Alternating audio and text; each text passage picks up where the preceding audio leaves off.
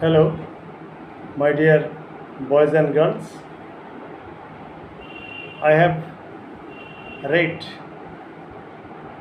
that you have requested me to read with you The Lost Child by Mulk Raj Anand. It's a very interesting story, no doubt, but it will take at least three classes. And today I am not making my introduction lengthy, just I am starting the story. But at the beginning, I request all of you to subscribe my channel, to like, to comment, and to share it as far as possible so that it may reach many boys and girls. The name of the story is The Lost Child by Mulk Raj Anand.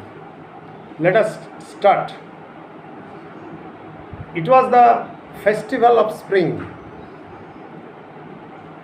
that is the spring fest or spring festival in the rural side. And this story is very interesting because a child is going to a fair with his parents and he is too much happy and excited and wants the sweets and toys displayed by the sides of the roads and in the fair. However, it was the springtime and the festival was going to be held. That means the festival has already started. From the wintry shades of narrow lanes and alleys emerged a gaily clad humanity. Wintry shades means here cool shades of narrow lanes and alleys. Alleys means narrower lanes leading to the narrow lanes. Narrower lanes leading to the narrow lanes, that is, or that are called alleys, emerged a gaily clad humanity. That means many people were going to the fair, and here humanity means a large number of people. Crowds of people, they emerged. That means they suddenly appeared from the lanes and the alleys. Some of them walked, some rode on horses. As per their status and capability, some people were walking on foot, and some rode on horses, and others sat. Others sat means here the people who were fatigued of walking, the people who were tired of walking sat, being carried in bamboo and bullock carts. And those people who were not able to walk or to ride on the horseback sat either on bamboo, in the bamboo basket, or bullock carts. That means carts drawn by bullock carts. One little boy ran between his father's legs, brimming over with life and laughter. Here, brimming over means to be so overjoyed or full of ecstasy, ECSTASY, full of ecstasy or full of ecstatic joy.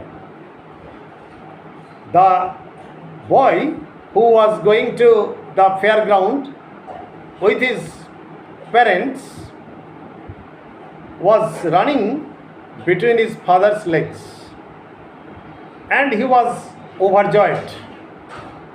He was full of joy and expressing his joy, running between his father's legs, and he was also laughing heartily because he was free from the prison of house.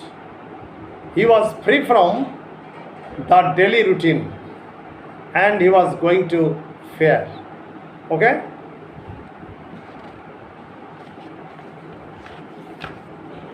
Next, "Come, child, come," called his parents. His parents called the child, "Come, don't make any delay, don't disturb, don't run to and fro," because the parents are always cautious about the child. As he lagged behind, because he was lagging behind and he was left behind by his parents. That is why his parents were calling him, "Come, child, come." Fascinated by the toys in the shops. Why was the child lagging behind? Because he was attracted, he was lured, L-U-R-E-D, lured by the toys in the shops that lined the way. That means the toys were displayed, the toys were shown or displayed in the shops so that they might attract or lure the children. He hurried towards his parents. That means he walked briskly, he walked slowly towards his parents, his feet obedient to their call. That means the child dared not disobey his parents because there was fear of being lost. So the child was very obedient to the call of the parents. His eyes still lingering on the receding toys. The child was proceeding or going forward, so the sight of the toys was gradually decreasing from his eyesight, and that is why his eyes were still lingering. His eyes still stuck to the toys which were gradually disappearing from his eyesight. As he came to where they had stopped to wait for him, that means ultimately the child reached his parents, the parents who were waiting for him. He could not suppress the desire of his heart. He was a child, and the children are generally very simple, and the child psychology is beyond explanation because they are nearer to God. And he could not suppress his desire of having the toys.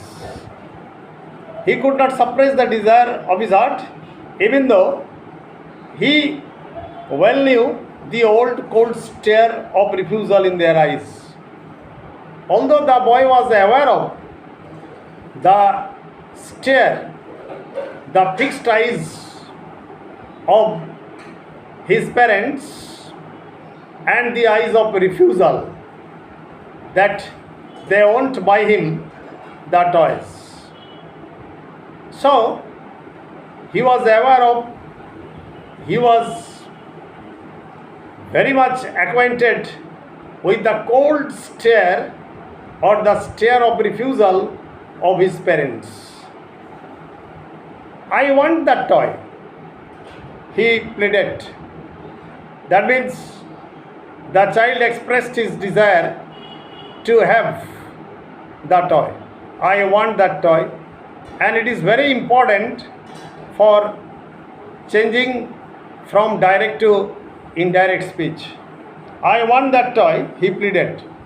That means he pleaded for having that toy. Otherwise, he pleaded that he wanted that toy. Okay? His father looked at him, red-eyed. Red-eyed. Red-eyed means eyes full of anger, eyes full of refusal, eyes for rebuking or chiding the child. His father looked at him red-eyed. That means with the red eyes, the father wanted to make him understand that he was unable to buy him that toy, or he will not fulfill the desire of the boy. In his familiar tyrant's way, here tyrant means oppressor. Tyrant means oppressor. In his familiar tyrant's way, that means the author wants to make us understand that the father was always authoritative towards the child, and that is why his stare has been described or suggested as tyrant's way, that is the oppressor's way. His mother, melted by the free spirit of the day, was tender, but his mother was not like his father. His mother was also free from his daily routine, from her kitchen, from her domestic walls, domestic duties, and that has been called the free spirit of the day. And that is why she was very tender. Here tender means very gentle and polite and affectionate too. So, being melted by the joy of the day, the mother was very gentle, very polite, very loving, very affectionate towards the boy, and giving him her finger to hold, said, "Look, child, what is before you?" That means the mother wanted to distract his attention from the toys. So she allowed the child to hold her finger and wanted to distract his attention from the toy. "Look, child, what is before you?" So it is also very important for narration change from direct to indirect. That means mother told the child affectionately to, it is an imperative sentence, to look, and also said what was before him. What was before him? That means mother asked him to look at the things in front of him. What was it? What did the mother attract the attention of the boy to? You see, it was a flowering mustard field. The mustard field which was blossoming and pale like melting gold. And when the gold is melted in the burning heat, it looks very beautiful. So the color of the mustard blossoms or flowers has been compared to the melting gold. Gold, that is melting. However, you see, pale like melting gold as it swept across miles and miles of even land. The land is not full of ups and downs. It was horizontal, and miles after miles, the flowering mustard fields were very much attractive, and the mother drew the attention of the child to the flowering or blossoming mustard field, which looked like melting gold. A group of dragonflies were bustling about on their gaudy purple wings. And here is a beautiful description of nature in the springtime. You see that a group of dragonflies, it looked like grasshoppers. It looked like grasshoppers, dragonflies, and its scientific name is Anisoptera. Anisoptera. Anisoptera. Anisoptera. And it looks like a big grasshopper. Okay? A group of dragonflies or a flock of dragonflies were bustling about. Here, bustling about means taking joy or flying about for pleasure.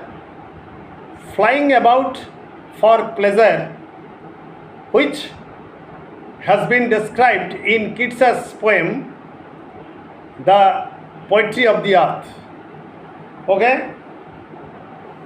And bustling about on their gaudy purple wings. Gaudy means here very beautiful, very attractive, very delicate, and purple means it is a mixture color or mixed color of red and brown. Red and brown. So gaudy here means very attractive, and purple is the mixture of red and brown, intercepting the flight of a lone black bee or butterfly. And these dragonflies were intervening or intercepting or hindering the black bees or butterfly in search of sweetness from the flowers. That means in search of honey from the flowers. The child followed them in the air with his gaze. The child was following those little humble creatures with his eyes, because he was given a type of pleasure which he could not collect at home. However, till one of them would still its wings and rest. That means one of the dragonflies stopped and sat on something. Automatically, he would try to catch him. The child followed it, the creature, to catch it within his grip. But it would go fluttering and flapping. But again, the creature, the dragonfly, flies away,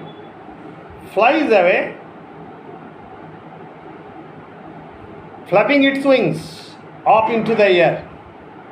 When he had almost caught it in his hands, he was about to catch the little creature within his grip, but it escaped from the child.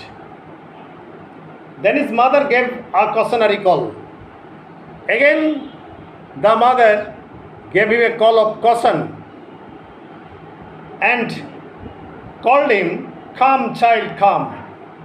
Come onto the footpath." That means, you child, don't follow all these creatures. Don't run after all these creatures. Now come to the pavement. Here footpath means pavement. And today I am ending my study here. I have read with you. And after reading the whole chapter, I will give you the probable questions and answers, I promise. And I think that you will not fail to subscribe my channel. You will not fail to comment, like and share. Goodbye. Thanking all of you. I am ending here.